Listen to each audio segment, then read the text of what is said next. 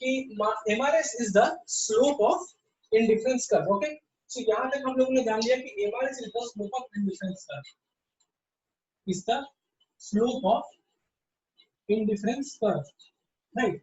अभी एक थोड़ा सा मैथमेटिकल का पार्ट, कि जब कोई कर्व होता है, राइट, कर्व, तो उसका स्लोप भी चेंज होता है। जैसे कि अगर मैं बोलूं कि स्ट्रेट लाइन, कोई स्ट्रेट लाइन अगर है तो उसका स्लोप हर पॉइंट पे सेम रहेगा, ठीक है, हर पॉइंट पे उसका स्लोप सेम रहता है। लेकिन अगर कोई कर्व लाइन होता है तो उसका हर पॉइंट पे स्लोप चेंज हो जाता है, इस पॉइंट पे चेंज, इस पॉइंट पे अलग, इस पॉइंट पे अलग, तो उसका हर पॉइंट पे स्लोप चेंज हो जाता है। अब इंडिफरेंस कर्व क्या है, वो भी एक कर्व है, तो उसका भी हर पॉइंट पे स्लोप चेंज हो जाना चाहिए ना। तो इसीलिए हम लोग को MRS इतना सारा मिल रहा है। तो बेसिकली हम लोग जितना सारा पॉइंट पे चेक कर रहे हैं उतना पॉइंट पे हम लोग को अलग MRS मिल रहा है। जो मैंने डायग्राम बनाया था इंडिफरेंस कर्व, तो ये कर्व है। अब मैथमेटिक्स क्या बोलता है, कर्व में हर पॉइंट पे स्लोप चेंज हो जाता है, राइट। तो उस एग्जांपल में हम लोगों ने सिर्फ 5 पॉइंट लिया, इसीलिए हम लोग को हर पॉइंट पे एक MRS मिला, यानी कि हर पॉइंट पे एक स्लोप मिला। लेकिन बजट लाइन एक स्ट्रेट लाइन होता था, राइट। तो इस पे क्या हम लोग को 10 स्लोप मिलता था कि एक ही तो स्लोप मिलता था, px/py एक ही स्लोप होता था, क्योंकि ये स्ट्रेट लाइन है, हर पॉइंट पे इसका स्लोप सेम रहेगा। लेकिन ये कर्व है तो हर पॉइंट पे इसका स्लोप चेंज हो जाएगा, राइट। तो सिंस इसका हर पॉइंट पे स्लोप चेंज हो जाएगा, तो हम लोग को ये देखना है कि कंज्यूमर इक्विलिब्रियम कहाँ होगा, कि कस्टमर यानी कि कंज्यूमर जो है वो पॉइंट ए पे रहेगा, बी पे रहेगा, सी पे रहेगा, डी पे रहेगा या ई पे रहेगा। आखिर कंज्यूमर रहेगा कहाँ पे, क्योंकि उसको वो चाहे ए पे रहे चाहे ई पे रहे चाहे कहीं भी रहे, यूटिलिटी तो उसको सेम मिलना है। ये हम लोग 3 क्लास पहले ही कर चुके हैं कि इंडिफरेंस कर्व पे सब पॉइंट पे यूटिलिटी सेम रहता है, तो उससे कोई फर्क नहीं पड़ता है कि वो इसमें से कौन से पॉइंट पे रह रहा है, क्योंकि उसको यूटिलिटी सेम मिलना है। लेकिन सवाल ये है कि वो आखिर कौन से पॉइंट पे रहेगा, जिस पॉइंट पे रहेगा वहीं पे उसका कंज्यूमर इक्विलिब्रियम होगा, ठीक है। तो उस पॉइंट पे हम लोग धीरे धीरे आएंगे, समझने का कोशिश करो, जिस पॉइंट पे समझ में ना आए सवाल पूछो, ठीक है। अभी तक हम लोगों ने ये जाना कि कर्व का हर पॉइंट पे अलग स्लोप रहता है, तो हर पॉइंट का स्लोप निकाले कैसे। तो एक तो हम लोगों ने बोला y2 minus y1 by x2 minus x1 करो, निकल जाएगा। लेकिन अगर मैं बोलूं कि इस पॉइंट के बिल्कुल पास वाला इस पॉइंट का बताओ, तो निकालना मुश्किल हो जाएगा y2 माइनस y1 करके, ठीक है। तो इन दैट केस हम लोग क्या करते हैं, हम लोग टेंजेंट ड्रॉ करते हैं। अब टेंजेंट मतलब क्या होता है, what is the meaning of tangent. Tangent मतलब हुआ कि किसी भी कर्व पे, कोई भी कर्व हो, उसके किसी भी एक पॉइंट को टच करते हुए अगर एक स्ट्रेट लाइन निकल जाए तो उसको हम लोग बोलते हैं टेंजेंट हो जाना। जैसे कि समझो ये लाइन जो है वो इस कर्व को इस पॉइंट पे टच करके निकल जा रहा है, ठीक है, एक पॉइंट पे टच करके निकल गया, राइट। तो मैं बोलूंगा कि ये जो लाइन है ना वो इस पॉइंट पे टेंजेंट है। अब समझो इस पॉइंट पे, अब समझो इस पॉइंट पे टच करके एक स्ट्रेट लाइन निकल गया, तो बोलेंगे कि ये स्ट्रेट लाइन इस पॉइंट पे टेंजेंट है। तो अगर देखा जाए तो एक इंडिफरेंस कर्व पे भी अलग अलग पॉइंट पे टच करके स्ट्रेट लाइन निकल सकता है, जैसे यहाँ पे टच करके निकला, फिर यहाँ टच करके निकला, फिर यहाँ टच करके निकला, फिर यहाँ टच करके निकला। तो अलग अलग पॉइंट पे टच करके स्ट्रेट लाइन में निकाल सकता हूँ, है कि नहीं। हाँ सर, निकाल सकते हैं। अच्छा, तो एक बात बताओ कि एक कर्व में मैं कितना टेंजेंट ड्रॉ कर सकता हूँ। तो वो तो डिपेंड करता है ना सर कर्व के ऊपर। वो कर्व के ऊपर डिपेंड करता है कि कर्व पे कितना पॉइंट होगा। तो एक कर्व में कितना पॉइंट हो सकता है, एक कर्व पे इनफाइनाइट नंबर ऑफ पॉइंट हो सकता है, ठीक है। वो हम लोग के पेन के साइज से हम लोग पॉइंट का डिफरेंस ले लेते हैं।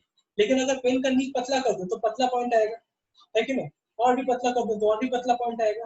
तो अगर मैथमेटिकली सोचे तो उसमें जितना चाहो उतना पॉइंट भर सकते हो, उतना टेंजेंट होगा, यानी कि उसका स्लोप उतना बार चेंज होगा, है कि नहीं। तो जैसे कि मैंने कहा कि कर्व का स्लोप निर्धारित करना बहुत मुश्किल है, तो हम लोग क्या करेंगे, उस पर टेंजेंट निकाल देंगे, राइट। तो जैसे कि अगर मैंने इस कर्व पे, ये कर्व है, इसका स्लोप अगर मैं बोलूं इस पॉइंट पे कितना है, तो कैसे डिसाइड करेंगे, इस पॉइंट से जो स्ट्रेट लाइन गुजरेगा टेंजेंट होके उससे निकालेंगे, राइट। अब इस पॉइंट पे, तो इस पॉइंट से जो स्ट्रेट लाइन निकलेगा टेंजेंट होके उस पॉइंट से निकालेंगे। अब या इस पॉइंट पे, तो इस पॉइंट से जो स्ट्रेट लाइन टेंजेंट होके निकलेगा उससे निकालेंगे, राइट। यानी कि अगर मैं बोलूं कि अच्छा बताओ ए पॉइंट पे स्लोप कितना है, तो तुम क्या करोगे, एक टेंजेंट ड्रॉ करोगे। ये टेंजेंट जस्ट बिकॉज एक स्ट्रेट लाइन है, टेंजेंट स्ट्रेट लाइन होता है और स्ट्रेट लाइन का स्लोप हर जगह सेम होता है, ठीक है। तो तुमने पहले तो टेंजेंट ड्रॉ किया, फिर टेंजेंट का स्लोप डिसाइड कर लिया कैसे होगा। टेंजेंट का स्लोप निकालना बहुत आसान है, देखेंगे कि एक्स एक्सिस से कितना एंगल बना रहा है और उसका tan वैल्यू निकाल देगा तो टेंजेंट आ जाएगा। एक्स एक्सिस से तुम थीटा निकाल रहे हो तो tan थीटा उसका स्लोप आएगा कि नहीं आएगा, पिछले दिन बताया था मैंने, है कि नहीं। तो सबसे पहला काम ध्यान से सुनो, अगर मैं बोलूं कि किसी कर्व के किसी भी एक पॉइंट पे उसका स्लोप निकालो, तो तुम क्या करोगे, वहां से टेंजेंट ड्रॉ करोगे, टेंजेंट का स्लोप निकाल लोगे। टेंजेंट का जो स्लोप होगा, आप ध्यान से सुनो, टेंजेंट का जो स्लोप होगा, टेंजेंट एक स्ट्रेट लाइन है, तो ये एक स्ट्रेट लाइन है, समझो इस तरह से एक स्ट्रेट लाइन था, ऐसे कर्व गया, मैं इस पॉइंट का स्लोप निकालना चाहता हूँ कर्व का, उसके लिए मैंने एक टेंजेंट ड्रॉ किया, टेंजेंट का स्लोप निकाला। अब मैं बोल रहा हूँ कि स्ट्रेट लाइन का स्लोप हर पॉइंट पे सेम रहता है, यानी कि इसका जो स्लोप आया वो इस पॉइंट पे जो होगा, इस पॉइंट पे भी वही होगा, इस पॉइंट पे भी वही होगा, यहाँ भी वही होगा, यहाँ भी वही होगा, सिमिलरली यहाँ भी वही होगा कि नहीं होगा, यस सर सेम होगा, है ना। तो इस पॉइंट पे भी यस स्ट्रेट लाइन का स्लोप वही होगा जो सब पॉइंट पे, राइट। तो इसका मतलब क्या हुआ कि इस कर्व का स्लोप भी इस पॉइंट पे वही होगा जो इस टेंजेंट का स्लोप है कि नहीं। सर लेकिन सर टेंजेंट का स्लोप निकालेंगे कैसे? टेंजेंट का स्लोप बड़ा आसान है, स्ट्रेट लाइन होता है ना, तो स्ट्रेट लाइन एक्स एक्सिस से जो एंगल बना रहा है थीटा, उसका tan वैल्यू निकाल लो, tan थीटा समझो 30 डिग्री बना रहा है, तो tan 30 डिग्री यानी कि 1/√3। Okay sir. ये समझ में आया कॉन्सेप्ट सबको, यस हाँ सर सर समझ गए। Shantanu, is it clear. Angle দিয়ে দেবে তো? আরে আমি কথার কথা বলছি, ও অ্যাঙ্গেল দেবে না তোকে, এই জিনিস করতে কেউ বলবে না, ইটস জাস্ট আমি কনজিউমার ইকুইলিব্রিয়াম বোঝাতে চাইছি তাই জন্য এটা বললাম তোকে, ঠিক আছে। ও ঠিক আছে। আইডিয়াটা বুঝতে পেরেছিস তো? হ্যাঁ জানি। Okay very good very good. तो देखो एक बात तो समझ में आ गया कि किसी भी कर्व का अगर मेरे को स्लोप चाहिए किसी भी पॉइंट पे, तो उस पॉइंट से टेंजेंट ड्रॉ करो, टेंजेंट का स्लोप निकालो, उस कर्व का उस पॉइंट पे स्लोप वही होगा, राइट।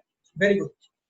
अभी मेरे को कंज्यूमर इक्विलिब्रियम पे जाना है कि कंज्यूमर आखिर कहाँ रहेगा।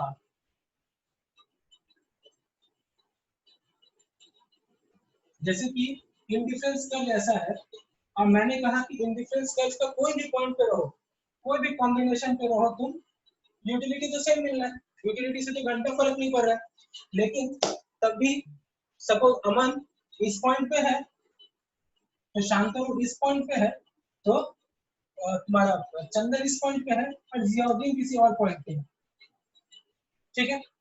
इसका मतलब क्या हो कि सब लोग को सेम ही यूटिलिटी मिल रहा है, तो सब लोग एक ही पॉइंट पे क्यों नहीं आ रहे हैं, सब अलग अलग पॉइंट पे क्यों कंज्यूम कर रहे हैं। जैसे हम लोग देख सकते हैं अमन वाई ज्यादा कंज्यूम कर रहा है, यानी कि बटर चिकन ज्यादा कंज्यूम कर रहा है और नान कम कंज्यूम कर रहा है ना।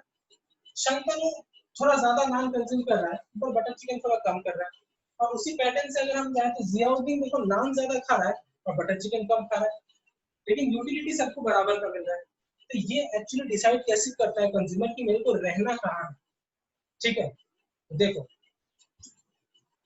हर कंज्यूमर का अपना अपना एक बजट लाइन होता है कि नहीं, मैंने बताया तो उसका बजट कितना है। अच्छा तो समझो अब मैं एक सिंपलीफाइड डायग्राम बना रहा हूँ कि कंज्यूमर का बजट है, बजट लाइन है ऐसा, राइट, ये है कंज्यूमर का बजट लाइन, और इंडिफरेंस कर्व तो जैसा था वैसा ही है, तो इंडिफरेंस कर्व समझो हो गया ऐसा, ठीक है। तो कंज्यूमर जो है उसको चाहे सब पॉइंट पे सेम यूटिलिटी ही क्यों नहीं मिल रहा हो, लेकिन वो इस पॉइंट पे कंज्यूम करेगा, यानी कि इतना नान और इतना बटर चिकन, क्योंकि इस पॉइंट पे जो बजट लाइन है वो इंडिफरेंस कर्व के साथ टेंजेंट हो रहा है, देखो ध्यान से, ठीक उसी पॉइंट पे बजट लाइन इंडिफरेंस कर्व के साथ टेंजेंट हो रहा है कि नहीं, यस सर है ना।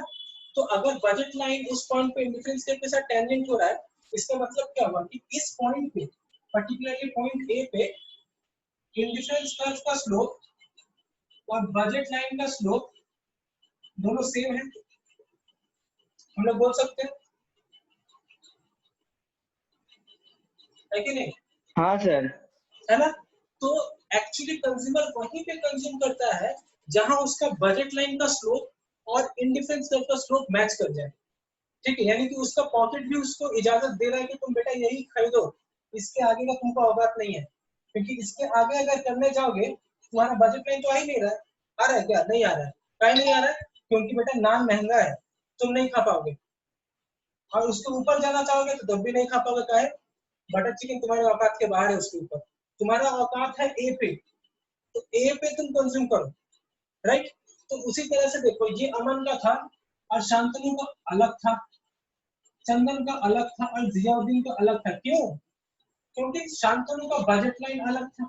शांतनु का बजट लाइन ऐसा था जो इस पॉइंट पे टेंजेंट होके जा रहा था, चंदन का बजट लाइन था जो इस पॉइंट पे टेंजेंट होके आ रहा था, और जियाउद्दीन का बजट लाइन था जो इस पॉइंट पे टेंजेंट होके आ रहा था, राइट? तो सबके अपने अपने बजट है, सबका इनकम अलग अलग है, सबका इनकम अलग अलग है, तो सबका बजट लाइन भी अलग अलग है ना? तो इसीलिए सब लोग सेम यूटिलिटी ले रहा है, लेकिन सब लोग अलग अलग पॉइंट पे। बात आया समझ में सबको? Yes yes sir. सर, समझ गए। शांतनु? हाँ बोले जी।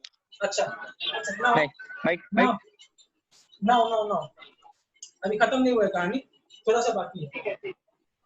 अभी देखो, हाँ, this was the budget line और this was the indifference curve, ठीक है? ये बजट लाइन था और ये हो गया इंडिफरेंस कर्व।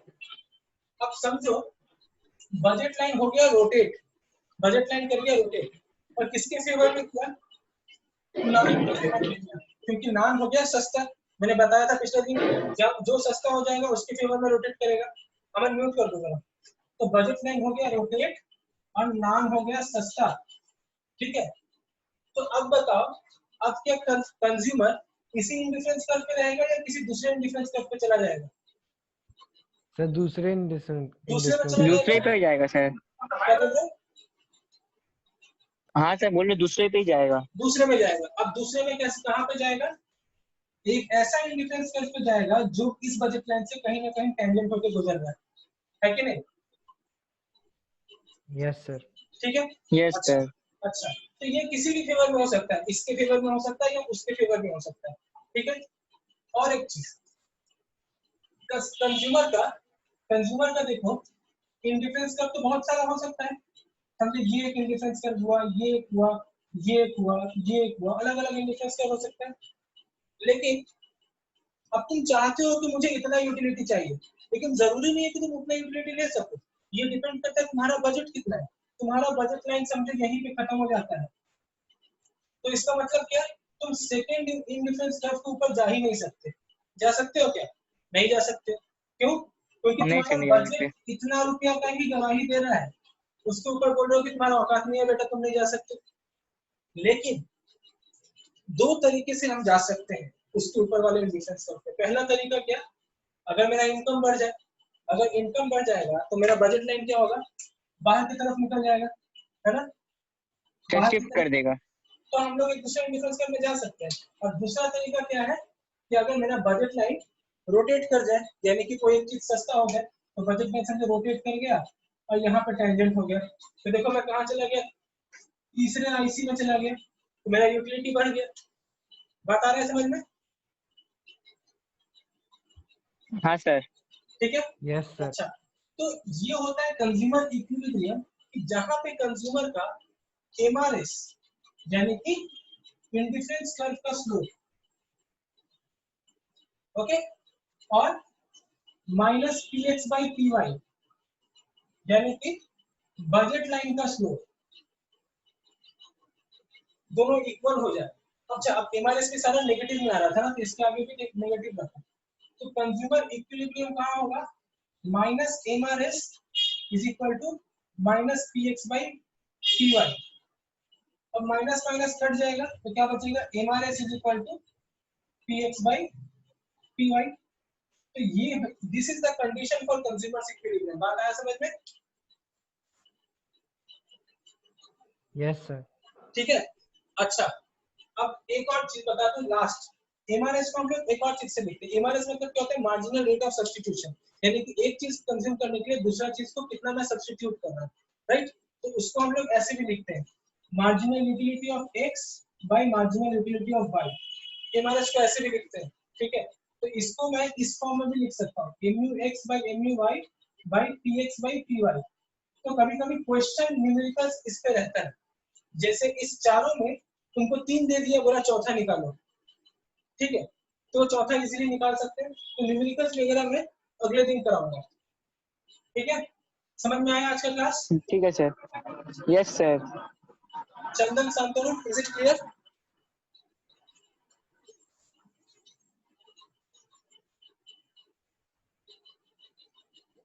आया ना? बोलिए। हाँ हाँ okay, so signing off for today. Video upload हो जाएगा रात को, जरूर देखना वीडियो, ठीक है? Okay sir, good night sir. Good night.